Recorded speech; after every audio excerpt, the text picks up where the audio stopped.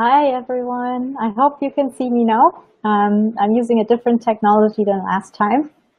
If you can see me or hear me or both, preferably, then let me know in the comments. Like, tell me who you are, your name, where you're from, and say that you can see me. Or just let me know who you are and where you're from, because then I already know that you can see me. That would be awesome. Because otherwise I'm just sitting here and being nervous that it's not working. All right. Well, like I said, this is a new tech, so I'm not really sure what I'm doing. I hope this will work. Oh, Marie is here. Hi, Marie. And Judith is here. Hi, Judith. Awesome. Patty is here. Awesome. Thanks, guys, for letting me know. So as you know or may not know, my name is Jamila J. Munja. I'm a spirit guide medium, which means I can connect people with their spirit guides. So I can clairvoyantly see other people's spirit guides and tell you about them and tell you what their messages are for you. I started working with spirit guides 17 years ago when my spirit guide physically appeared in my bedroom in the middle of the night, like really in 3D. There was nothing about it that wasn't 3D. It was crazy. I won't tell you the entire story because a lot of you know the story already. If you're curious, you can go to my website and look it up. It's on my About page. But why I'm here today is because I want to help you connect with your own spirit guide. So you don't need any intuitives, mediums, psychics to help you do it, because everyone can do it. Everyone has the intuitive ability to connect with their own spirit guides. And specifically today, I want to talk about the 5 reasons why you don't seem to be able to consciously communicate with your guides. A lot of people, like I said in the beginning, like I just said, everyone can do it, really everyone. But people think they can't do it because some people have some kind of like energetic block, and that's really what we're talking about today. This block keeps you from communicating with your guides, but it also has a deeper meaning which keeps you from living your life fully. So today, I'm not just talking about why you can't talk to your guides, but this is also a bigger topic in your life that keeps you back from other things like finding your purpose. So pay good attention. For every reason / block that we're talking about today, I also give you why you have that block, the reason you have that block, the dark side of it, like how it manifests in your life in a negative way, and how to fix it, what you can do about it to remove the block. So if you have any questions in between, let me know. I can see your, yes, I can see your comments. Yay, that's better than last time. I'm slowly learning. So yeah, let's jump right in. So the number 1 reason you can't communicate with your guides is that some people don't believe they have a guide. And you might say, yeah, that's not me, but think back to like maybe quiet moments when you're by yourself. You might doubt that you have a spirit guide or a guardian angel or anything like that. Even though you've probably followed a lot of like different spiritual teachers, you've probably read a few of the Doreen Virtue's books and other books on the topic, and you know that everyone has a spirit guide. Everyone has a guardian angel. But sometimes you still think, well, what if I don't have it? If I'm the only person in the entire world who doesn't have a spirit guide? Well, here's why you're thinking this. Because on the one hand, you know you're special. You know that you have a special purpose, that you came here to Earth with this special purpose. So yeah, you know you're special, but on the other side, you also think you're not worthy. Like so many of us have like these feelings of unworthiness, that we're not good enough. And if you put these two together and mix them, like on the one side you feel special, on the other side you don't feel worthy, then you come out with, I'm the only person in the entire world who might not have a spirit guide. Do you see how that works together? Like you're special because you're saying, I'm the only one in the entire world, and on the other side is like the unworthiness that says, I don't have a guide. That's why you might feel that you don't have a guide. The dark side of this that might show itself in your life is jealousy. So if you are generally someone who has sometimes to fight with jealousy, this might be something that you have to look at. How to fix it is easy. You acknowledge your life purpose and do something about it. And don't even start to tell me that you don't know what your life purpose is. Yes, you do. Everyone knows what their life purpose is. You are probably just scared. And so maybe you want to be, I don't know, an author. You want to write a book, probably on spiritual topics, otherwise you wouldn't be here. So you want to be an author, like a spiritual author. But your mind says, well, but no, I can't do that because I'm not good enough, or I can't do that because I'm not a writer, or you have like all these reasons that you can't do it. So you just ignore it, and then you come to someone and you ask, like someone like me, and you ask, like, what's my purpose? Well, that is your purpose. Writing that book, that's your purpose. Even if you think you can't do it, that's your purpose. So stop lying to yourself about it and just write down what your purpose is. Like even right now, take a piece of paper, write it down, and just believe yourself. The minute you start doing this, the minute you start acknowledging your specialness, because like I said, you are special, then immediately like this whole belief that you might not have a spirit guide is going to go away.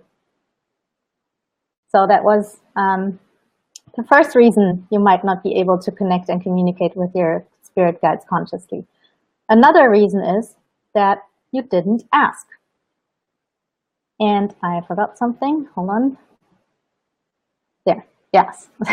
So you didn't ask. That's really simple because you have to ask your guides and your angels and the universe for help. You have free will, so they can't just help you if you don't ask. Free will means that even if you want to be miserable for your entire life, then they will have to let you be miserable.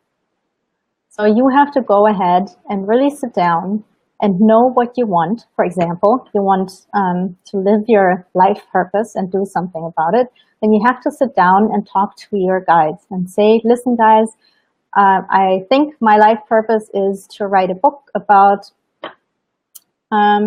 healing from, let's say, food addiction. So yeah, I want to write a book about food addiction, but I'm scared because I think maybe I'm not good enough. There are others that have done this before. Why should I be doing this? Can you help me? Can you help me get the strength to really go after this purpose? Can you help me find the confidence to go after this purpose? Can you help me find a publisher to publish this book? And can you help me find the words to write the book? That's how you ask. Very specific, like you're talking to a friend. Yeah, like you're talking to a friend who you want to come over and watch your kids for 10 minutes while you go do something else. So yeah, sit down, make a list of the things that you need and want from the universe, from your spirit guides, and just ask them. The reason why you don't ask, there are several reasons. One could be that in a past life, you had to vow an oath of silence. Maybe you were a nun or a monk. That happens way more often than we think. Or maybe you were taught to keep quiet and not bother anyone and just take care of yourself. For example, if you were someone who was abandoned in childhood, then you learned that, you thought that no one cares about me and I shouldn't bother other people because if I do, they will just abandon me. So you don't ask anyone for help. This probably also shows up in your relationships. And the dark side of this is resentment. So, for example, in close relationships, if you don't ask for help, if you don't state what you want, like if you don't let other people know what you expect of them, they can't, well, most people can't read your thoughts. And so they won't help you, they won't give you the support you need, and then you feel resentment. So if you're someone who feels resentment in their life, then it's probably because you didn't ask. And the same goes for spirit guides. So if you feel resentful towards the universe because you're not getting what you want, ask them. Ask the guide, ask your guides, ask the universe, and ask people around you. So how to fix it is like by working with your throat chakra. Like you can do meditations to clear your throat chakra. I've done this a lot because I was a very shy kid. I would have never thought that I would be doing something like this. And you also, so you need to learn to speak up, basically, especially in relationships. So you don't have to like go to a Facebook Live, obviously, but start with little things. Ask your friends, your partner for little things that you need, that you want, and do the same thing with your guides. Ask for little things first. For example, if you wake up and you're in a bad mood, ask your guides to lighten your mood, just like that. It doesn't have to be long prayers or any rituals, just ask them, really casual. So then the third reason why you might not be able to connect with your guides is that you're secretly scared. So why that would be is because you were taught to be scared of the spiritual world. Maybe in a past life because you were tried as a witch, for example. Maybe because of your religious upbringing. Maybe because of scary movies, like zombie movies. I don't even watch that kind of stuff. I can't stand it. I can't take it. But a lot of people do. And then they think, for example, that past loved ones look like zombies. Yeah, of course, then you're scared that they might show up in your bedroom. I can assure you they don't look like that. They don't smell like that. But so yeah, your religious upbringing or like a past life can have you be scared of the spiritual world. And even if you think you're not, a lot of people are and don't even know it. So they're secretly scared. This could also happen because of traumatic experiences as a child. For example, if you had past loved ones appear in your room or some kind of other spirits, and you didn't know what it was, and maybe your parents told you to not talk about it, or they were scared, then yeah, obviously you get scared as well.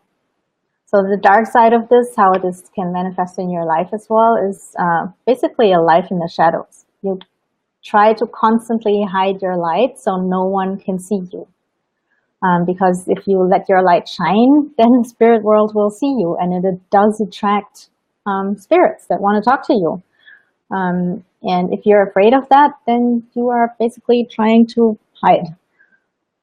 How you can fix that is by doing one thing every day that makes you shine with joy.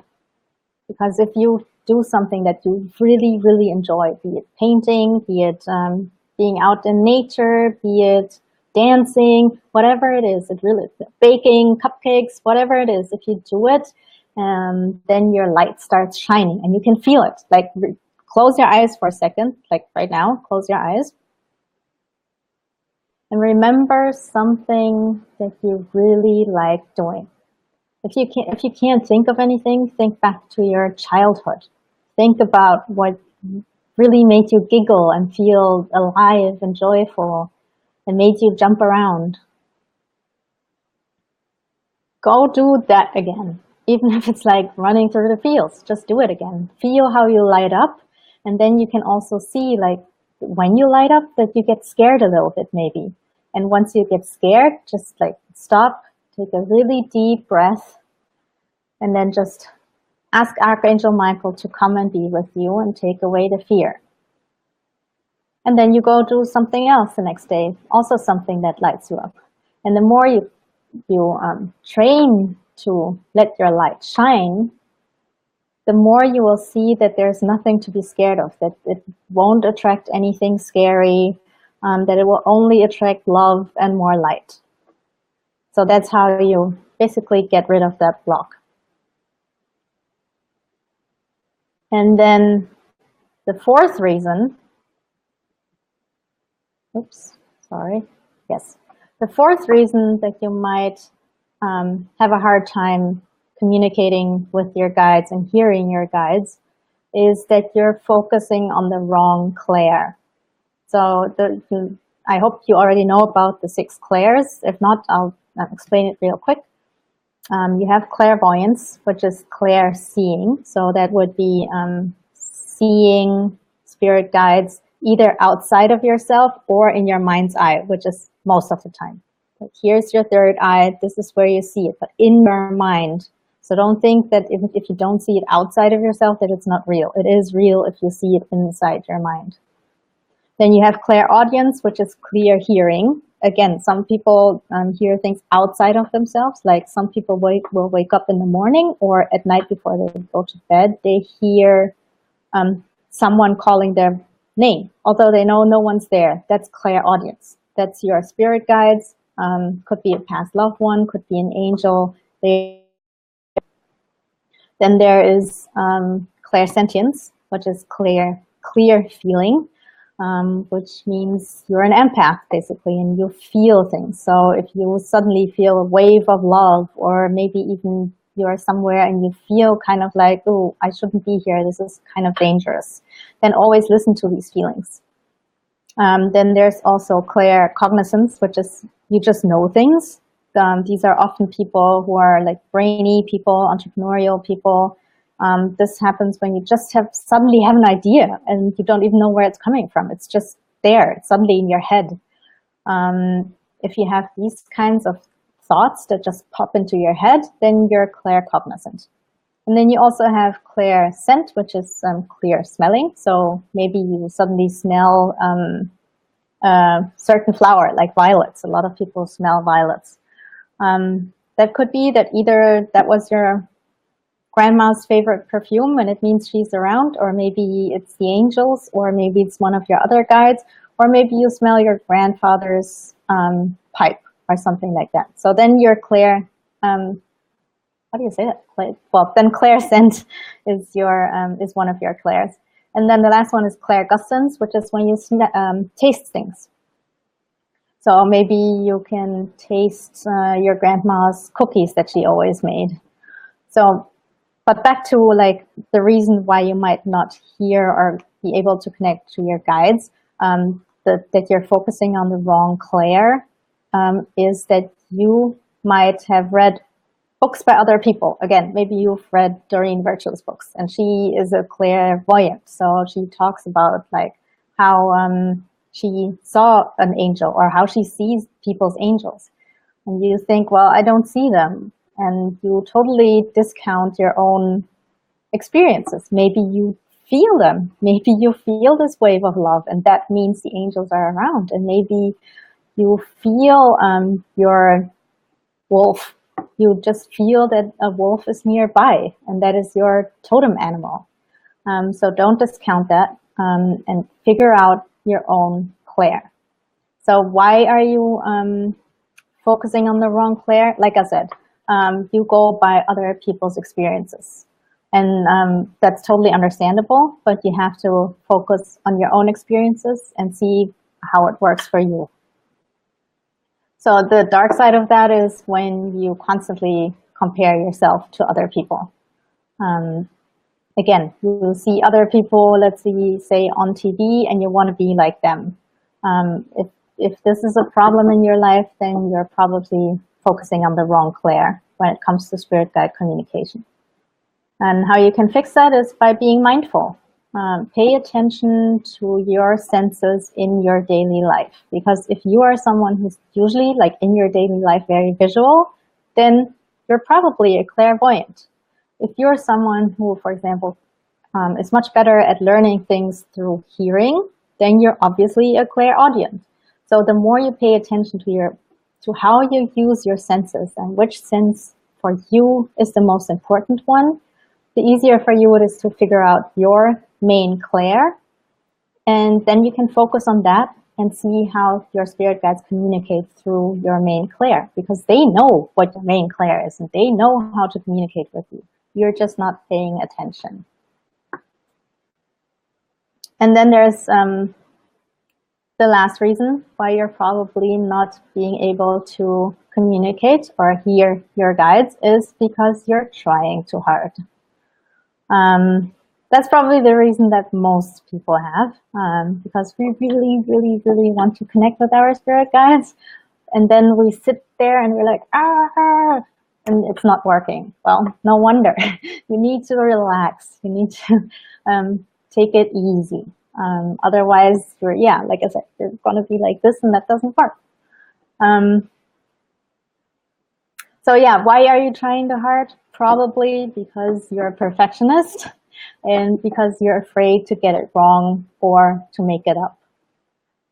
So yeah, dark side, perfectionism. Believe I'm like that. I'm a perfectionist. I always have to remind myself to, that it's better to get it out there now and do something now instead of always waiting for it to be perfect, because nothing is ever perfect. So how can you fix that? By taking up a creative hobby.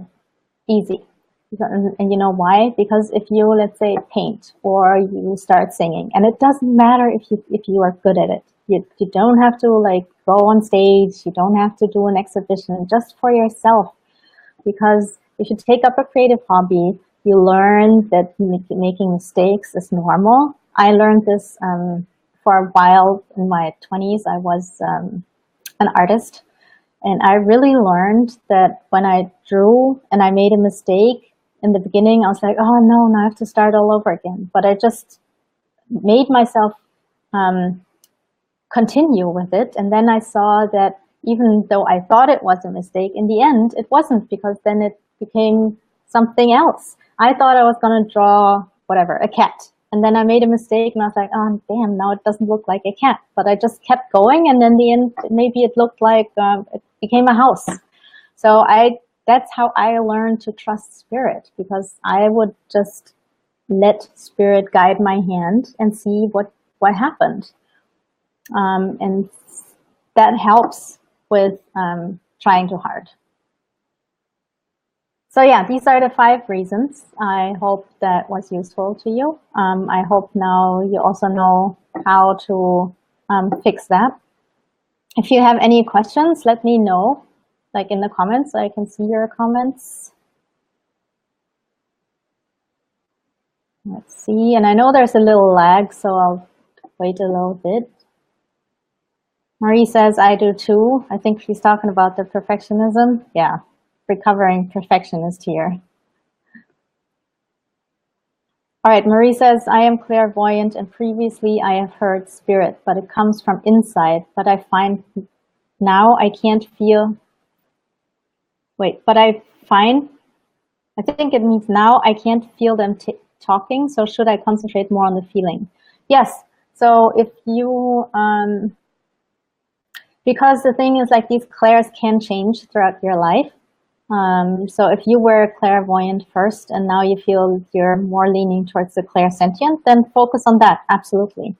But you can also have 2 main clairs. Like for me, it's clairvoyance and claircognizance. Oftentimes when I do my readings, it starts with clairvoyance. I will see other people's guides, and then it will switch to claircognizance, because then the guides basically just dump their messages into my brain and I just know it, and then I'll just, pass on the message. So definitely concentrate on your feeling. Judith says, I don't know what clair I am. I can't connect to my guides. Well, the way you find out what your clair is, again, like, be mindful in your daily life. Like, pay attention to your senses just in your daily life. Like after this, after we're done today with this mini workshop, then just whatever you're gonna do, like maybe you're going to cook dinner or whatever, then focus on what's more important to you, what you see, what you smell, what you feel, what you feel physically or feel inside of you, what you hear. When you have a conversation with someone and someone's telling you something, how do you perceive it? Do you really see the images in your head? Let's say someone's telling you a story about something that happened throughout their day. Do you automatically see images in your head about this story? Do you hear his or her voice really clearly? Do you feel the sensations that they're telling you about? Pay attention to these things and you will find out what your main clair is. Oh, there you go. Cooking. That's awesome.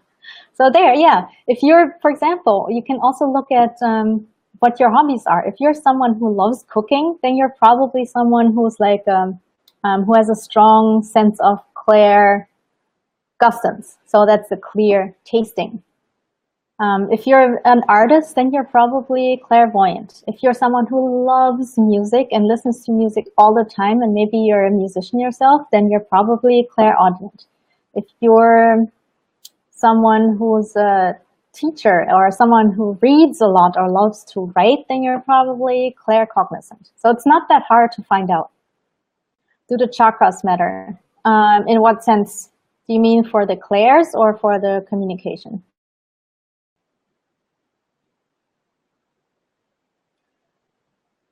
They do matter for the clairs.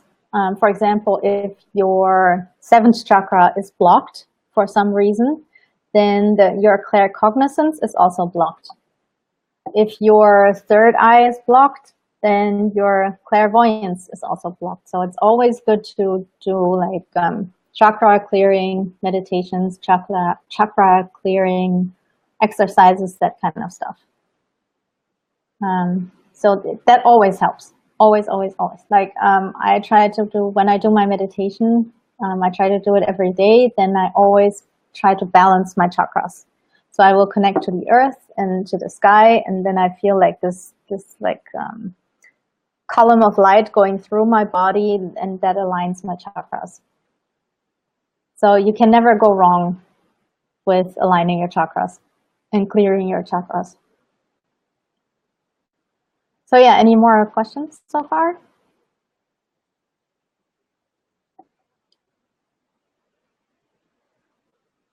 Otherwise, you can test all this out, like maybe watch it again, look at the blocks that you have, and just because now you know which blocks you have, and I'll just say them really quick again so you remember. So one was, you don't believe you have a spirit guide. Like secretly you think, maybe I'm the only person in the entire world who doesn't have a guide. The second one is, you didn't ask. You didn't ask for help. You didn't ask for clear communication. The third one is, you're secretly scared. You're scared that you might attract something bad. The fourth one is, you're focusing on the wrong clair. And the fifth one is, you're trying too hard. So if you find any of these are true for you, then just because you know it now, it will already be better. So you can go and test it out. I did a free workshop, I think it was almost 10 days ago. And the replay is still available. And what we covered in that workshop was also what your strongest way of communicating with your guides is. So your strongest clair, you can test that out. What your guide looks like, feels like, sounds like, the name of your guide, what their most important message is to you right now, how to contact them in the future. And we did 2 exercises from 2 traditions that have perfected spirit guide communication. One is shamanism and one is spiritualism. So we did 2 different exercises, meditations, that helped you to find out all these things about your guide, like what they look like, what their name is, what their message is to you. And now that you know what is really keeping you from communicating, go watch that workshop and see if it makes a difference. And then also, this Sunday, I'm starting the Spirit Guide Communication Master Course. So that's the Sunday, April 23rd. And that's going to be 5 workshops, every Sunday, 1. And we're going to learn how to use your sensitivity to connect with your spirit guides, because sensitivity is super important. You actually have to develop your sensitivity and not see it as a curse, but as a gift. We will also talk about how to feel your aura. Again, that's also connected to the chakras, because the clearer your chakras are, the bigger your aura is and the more you can feel it. And if you can feel your aura, you can feel what's going on inside your aura. And spirit guide communication happens inside your aura. They step into your aura, and that's how you can communicate with them. So yeah, that's what we'll talk about, how to feel your aura and how to use it to communicate with the spirit world.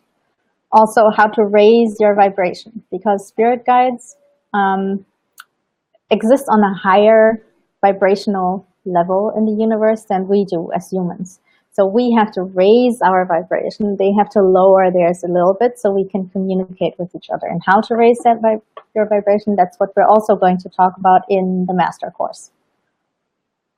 Then there's also how to use specific body postures to connect better with your guides. I really like this one. For example, there's a body posture that will help you connect with the spirit, like Bear Spirit, who was a healer guide. And so if you have some trouble, then you can use this posture, this body posture, and connect to that guide. So we will talk about that. And then in our last workshop, we will do exercises that will teach you how to read other people with the help of your guides. So how to connect with your guide and get information about other people. So then you can do readings for your family, your friends, or maybe even on a professional level. If this is interesting to you, there's still a time-limited offer at the moment. You can get 25% off. That will be 2 more days that you can sign up for 25% off. And the link is in the description and in the comments somewhere. The same goes for the workshop link. That workshop's totally free. This course is like you can still get it for 25% off. Both links are in the description and in the comments. So if you're not sure about the course, go to the workshop first, because then you will see what it's like and you will see how much clearer your communication will be after you did the workshop. Actually, 93% of the workshop participants were able to communicate with their guides and actually feel their guides physically. I mean, I didn't expect that kind of like, yeah, 93%, that was crazy. But so yeah, do that workshop and see if the master course is for you. Again, both links are in the comments and in the description of this video, like on top of this video. So I hope this was useful to you. I don't see any more. Oh yeah, I do see more comments. Let's see.